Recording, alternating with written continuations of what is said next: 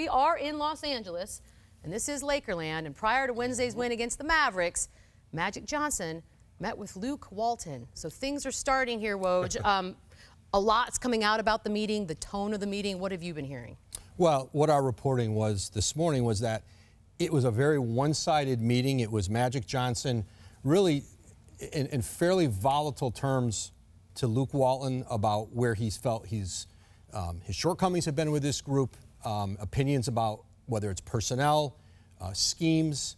The tone was so aggressive, in fact, that it made its way up to Jeannie Buss. Okay. Jeannie Buss's office, and it reverberated around that organization over the next couple days. And whatever was said publicly, privately this summer and into the fall about patience, about giving Luke Walton time to build a roster around LeBron James, to develop these young players, that's gone now. And it was made very clear to Luke Walton, the mandate is to win now. They were 2-5 when that meeting happened. They won the next night, or 3-5.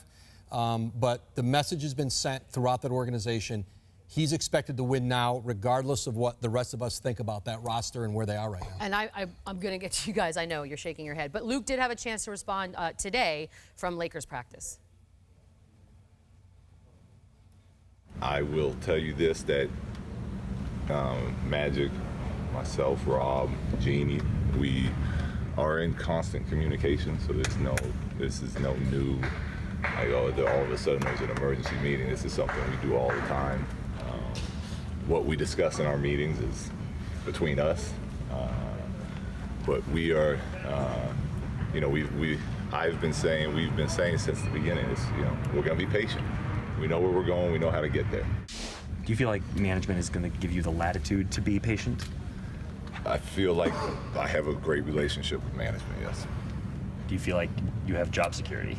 I feel like I'm coming down here to do my job and coach, and I don't feel like I'm going anywhere now. So just a little backstory here. Lakers have had a bit of a problem here. The defense is troubling. They're 23rd. They were 13th last season, giving up third most points in the paint. They're fouling at a high rate, but they're not getting the line. They're only 22 free throws a game right now. They're tied for 23rd. And they have one true center who's getting minutes. They're getting burned on the glass, 20th in rebound percentage, and giving up the 6th most offensive rebounds per game in the league. And granted, this is such a small sample size, Stan, but so far, what have you thought about Luke and what he's done with this Lakers squad? I think he's done a great job. They bring a lot of new people in there, and they have very little shooting. They've got the 7th best offense in the league. He's constructed a system where they run. They're number 1 in the league, fast break points.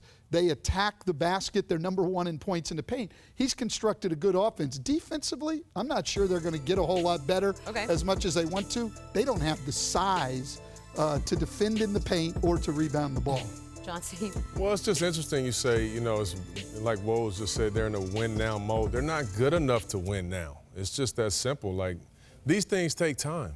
You talk about Paul's teams and the team in Brooklyn. Now, they got off to a really bad start, ended up turning it around. Even when we won the championship in 2004, we were like 16-13 after 29. Look at Miami, with LeBron. I mean, these things take time. And I'm talking about teams that were situated and constructed pretty decently. They just threw a lot of things against the wall this summer and said, let's just see if this works. We don't know if it's going to work. I mean, we have to be realistic. I know they got LeBron James, but what kind of expectations do we have for the Lakers? Yeah, expectations come with LeBron James, but we all know that this Laker team is young, and we know that we have to be patient with them, but I don't understand when now. A great season for them is making the playoffs, period.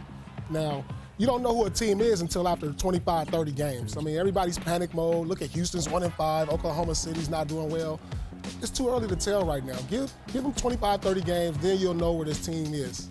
The one place where Luke Walton has unwavering support is with ownership, with Jeannie Buss. Remember, Magic Johnson, Rob Pelinka did not hire Luke Walton. They inherited him, but Jeannie Buss is really invested in his success. He's for her, a real important part of this organization, and there's not going to be a decision made about Luke Walton's future that doesn't include Jeannie Buss's input, and I think for him right now, that's an important thing to understand, because I don't think Magic Johnson unilaterally could make a decision on his future without her being a part of it.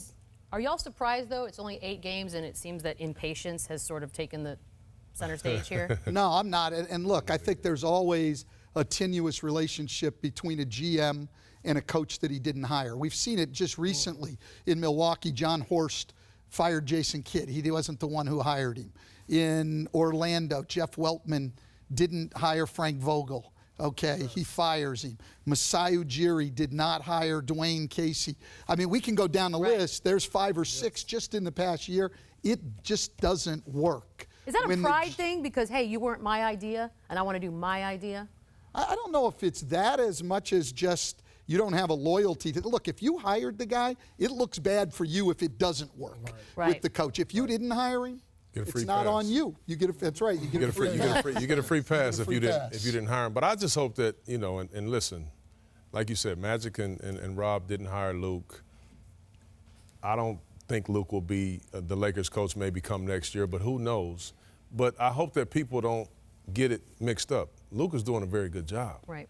And he's put in a very tough position. So hopefully the people don't think, oh man, he's just a bad coach. They couldn't get it done. No, he's doing a terrific job. That's a hard narrative, though. It's a bad situation. Magic, Rob Pelinka, they put this in front of Luke, so he only could work what he got. I know you got LeBron, and like I said, you got LeBron. It's just that's what it really is.